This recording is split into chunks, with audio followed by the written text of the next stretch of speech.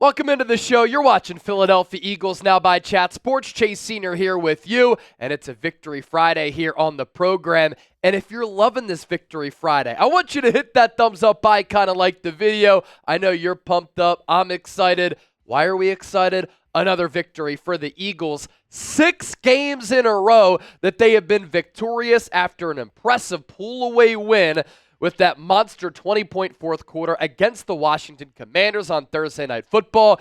And some quick thoughts to start. We're going to talk about all of this today. The Eagles are, of course, rolling. Hottest team in the NFL. Saquon Barkley, not only the leader in the clubhouse, I think, for Offensive Player of the Year, he is a bona fide MVP candidate. Doesn't mean he's going to win, but he's an MVP candidate. That's how great he's been.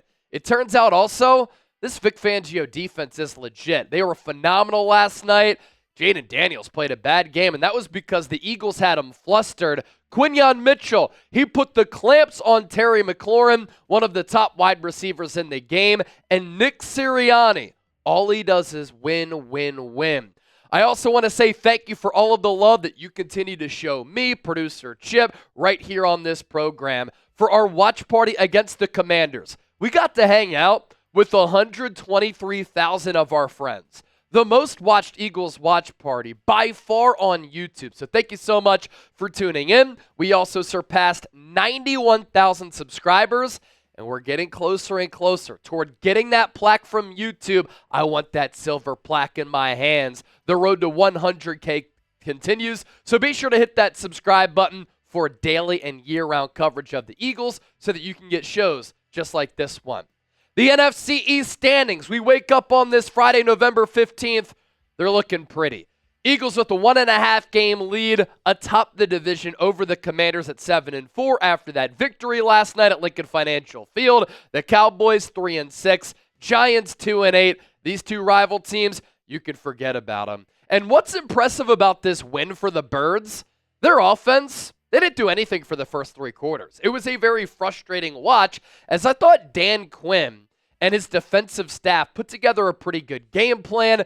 Jalen Hurts was up and down. While he's been great during the 6-game winning streak for the most part, he was really just okay last night. He's allowed to have a bad game from time to time, but he missed that throw to A.J. Brown on the out route. He was a little bit indecisive, whereas in the previous 5 games, he was making very quick and snappy decisions with where he wanted to go. Accuracy a little bit off. The sight line wasn't always there. So this Eagles offense played a C+, B- game. Hurts was off, but they still dropped 26 points on a short week. And we're going to talk a lot about Saquon Barkley here on today's show. Giants fans are in shambles. And John Mara, the Giants owner, probably did not sleep at all last night. I got like 5.5 hours of sleep before I had to come into the studio. I'm feeling good. That's because the Eagles got that victory. John Mara had to look at Saquon Barkley yet again, have a massive game. He's looking like an MVP candidate. He compiled nearly 200 yards. His general manager didn't want to pay Saquon Barkley. They let their best offensive player go, and this is what Saquon is capable of when he actually has a good quarterback, when he has one of the top offensive lines in football, for the first time in his career, he actually has some good complementary weapons around him. And John Mara is also thinking about this because he's the one who's writing the checks, and he's just shaking his head. Probably wants to pull his hair out. And then Saquon goes on the Amazon set, and Eagles fans are saying, "Thank you, Giants." Dun, dun, dun, dun, dun. Cap hits this year.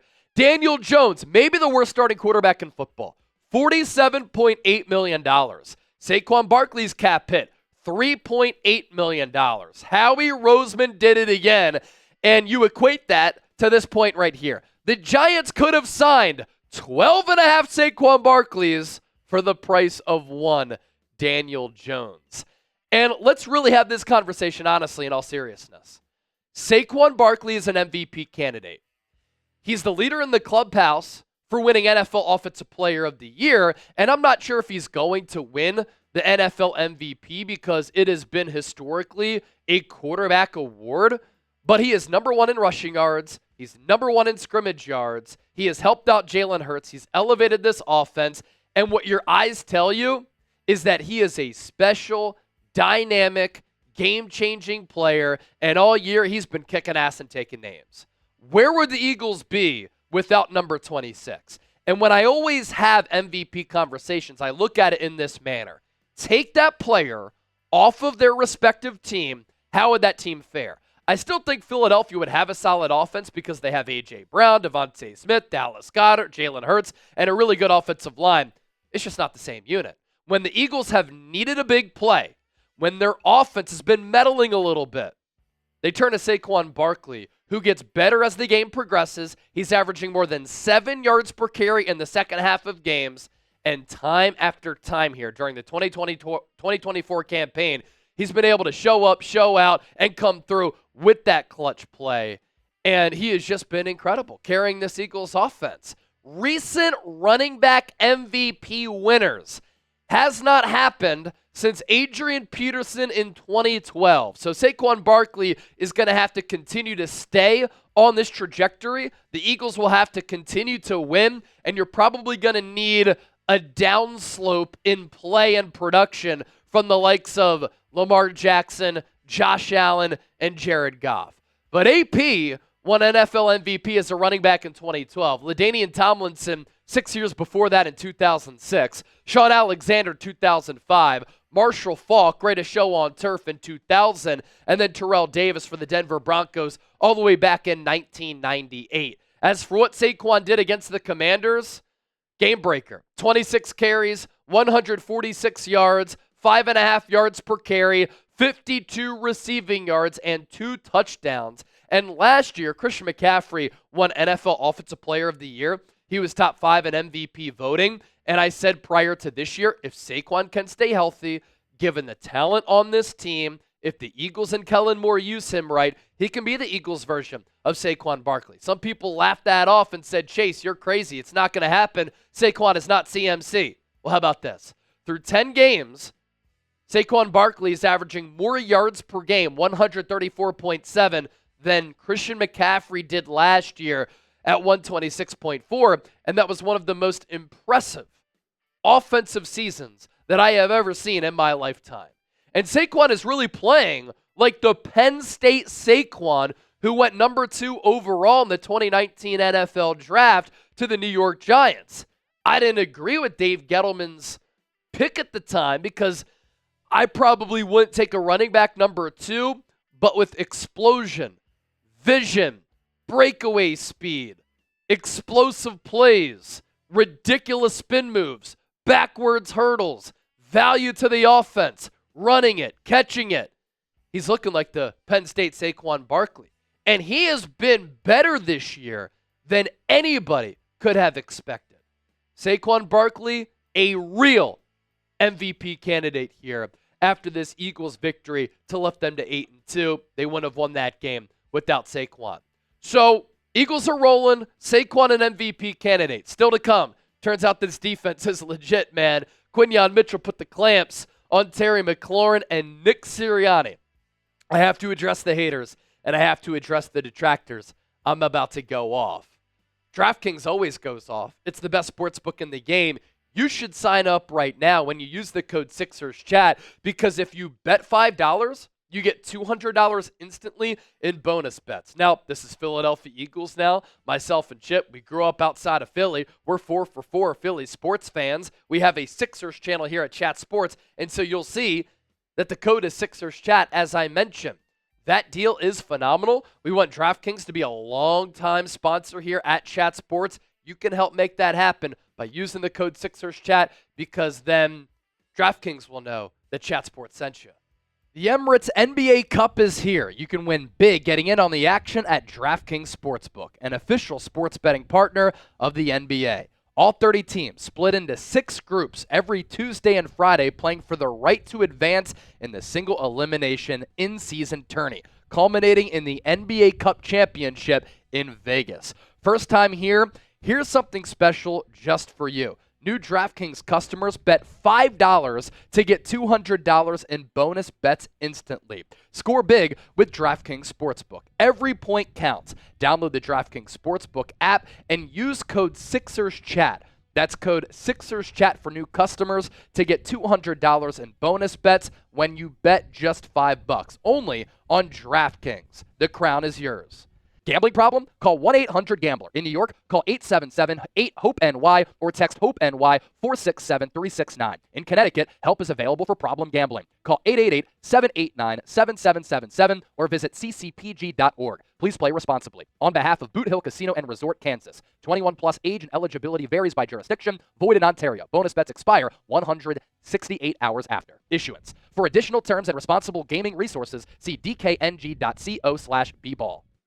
And a couple of picks that we liked last night, thanks to our friends at DraftKings. Eagles -4.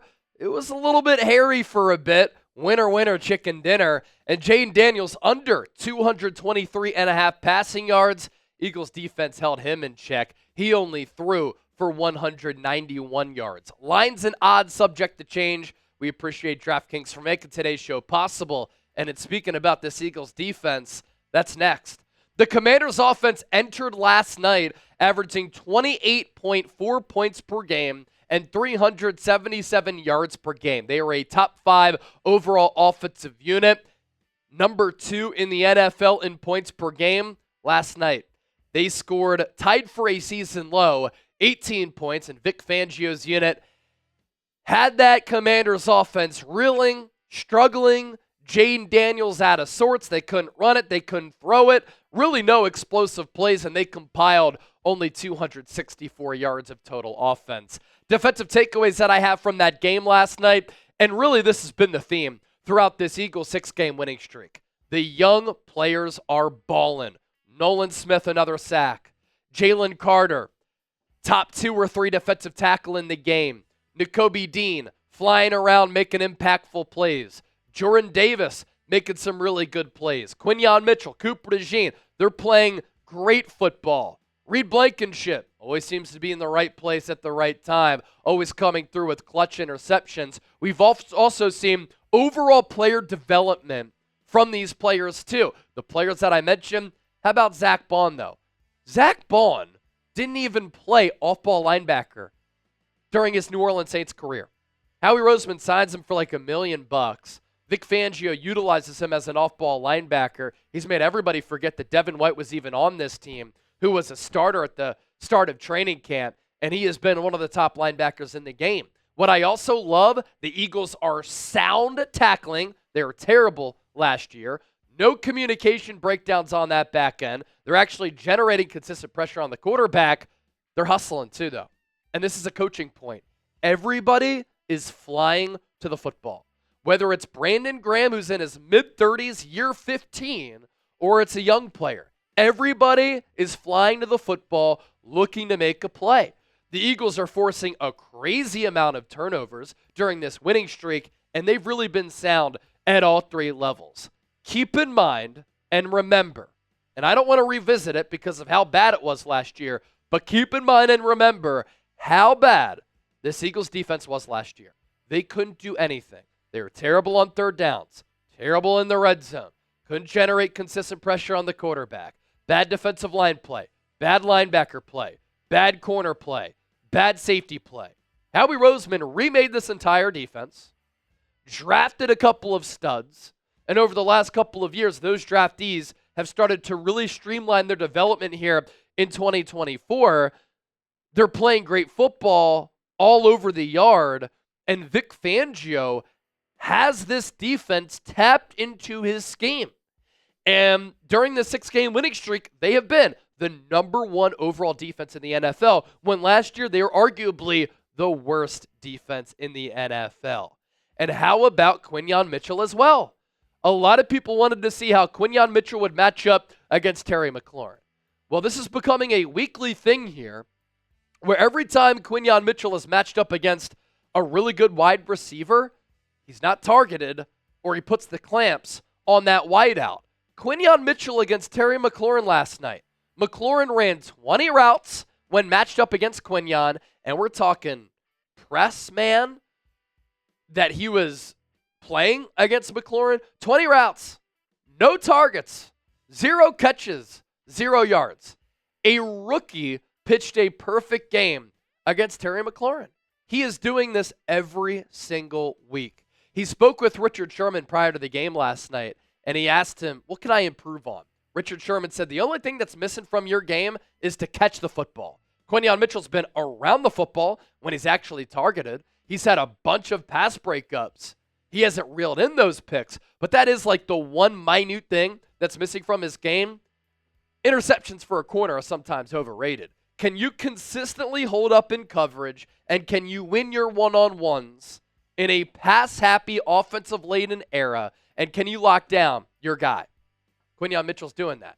Quintanamo Bay, baby. You love to see it. Howie Roseman nailed Mitchell, and he nailed Cooper DeJean in the NFL draft. Jalen Carter, he makes so many disruptive plays. Whether he's winning with a power rush, a violent swim move, whether it's muddying up the pocket, collapsing the pocket, getting pressure on the quarterback, stopping the run, hustling to the football, he's doing it all. Doesn't always show up on the box score, but when you watch him, just watch 98. Watch how he moves bodies. Watch how violent he is. Watch the destruction and the utter chaos that he's able to cause from the interior. I love how Howie Roseman and Nick Sirianni prioritize building the team in the trenches. And defensively, it starts with number 98. He played all 66 snaps against Washington. You oftentimes don't see that because these are bigger dudes. So that speaks to the conditioning level, which Jalen Carter said this offseason, and we talked about it on the show. That's the biggest thing he wanted to improve upon. And he's been a top 3 defensive tackle in the game. Zack Baun, a 91.3 coverage grade. What a story. He was a third-round pick out of Wisconsin by New Orleans. They used him as an on-ball linebacker and an outside linebacker who primarily was used as a pass rusher. The Eagles have turned him into the second-best off-ball coverage linebacker in the NFL behind Fred Warner, and he's doing it, making a little more than $1 million per year. Howie Roseman has to lock up number 53 because he's playing great football, but he's also become a really good and smart, heady leader for this Eagles defense. And as much as we say, thank you, Giants, for Saquon Barkley and letting him walk to a division rival, thank you to the Washington Commanders for Cooper DeJean. The Eagles traded with the Commanders back in April in the 2024 NFL Draft to move up to take Cooper DeJean. And as dominant as Quinyon Mitchell has been at outside corner, Cooper DeJean has really helped this defense turn it around. And him starting his first game against Cleveland, the first game of this 6-game winning streak, has coincided with this Eagles defense really turning it around. I want to round out with this. Let's talk about Nick Sirianni. Nick Sirianni haters act like the legacy media. They will mislead you. They will come up with any type of narrative to fit their agenda, and they will keep moving the goalposts, and they won't just admit that Nick Sirianni is a winner and Nick Sirianni is a top 10 head coach in the National Football League. The results don't lie. What are coaches hired to do? What is their main job? To win ball games. Sirianni is now 42-19 as Philadelphia's head coach. That is the second best winning percentage among active coaches in the National Football League. And over the last 30 years, 5 coaches in NFL history have opened 8-2 or better in 3 straight years. Sirianni, Sean Payton, Bill Belichick, Tony Dungy, Mike Shanahan. All of those coaches outside of Sirianni have won a Super Bowl. Sirianni is also 8th on the NFL's all-time list for winning percentage, as he's won nearly 69% of his games. You could talk about his personality. He wins ball games. And that's all that I care about for a head coach. I actually like authenticity. I like a head coach who will be himself. And the lazy go-to excuse from a lot of people, Nick Sirianni's a puppet. What does he even do? He doesn't call plays. Let's take a look at some other coaches who don't call plays. And what's the constant theme here? All of these coaches, if the season were to end right now, have their teams in the playoffs, or these teams are leading their divisions. Dan Campbell, he has a personality. He'll act out. He didn't win the opening press conference like Sirianni. In fact, his was much weirder when he said we're going to bite the kneecaps off of our opponents. Dan Campbell, number 1 seed in the NFC. The Pittsburgh Steelers, leading the AFC North. Mike Tomlin, he doesn't call plays. John Harbaugh, they don't call plays. Like Nick Sirianni, they are CEO head coaches. Sean McDermott, defensive mind, he doesn't call plays. The Buffalo Bills, leading the AFC East. Raheem Morris, defensive mind. Atlanta Falcons, leading the NFC South. Jonathan Gannon, defensive mind, doesn't call plays. Arizona Cardinals, leading the NFC West. Maybe the best coach in the history of the National Football League oversee the operation. He acted a certain type of way with the media. He was very shielded and guarded. Bill Belichick did not call plays for the New England Patriots. You might not like him as a person. I've interacted with Nick Sirianni. I've interviewed him. He's actually a nice dude. He preaches family. He preaches fundamentals. He preaches discipline.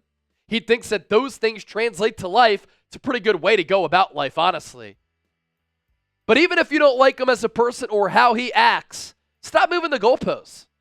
Stop doing everything to twist the narrative to fit your agenda. He wins games, and that's what coaches are hired to do. Culture matters.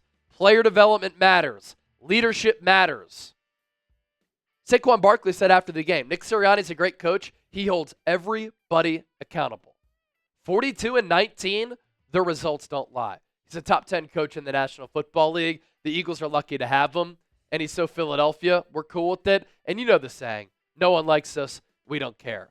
Be sure to give me a follow on X. Be sure to give me a follow on Instagram. I put out a lot of short-form content and other Eagles and NFL coverage on my social media pages. And also, don't forget to hit that sub button.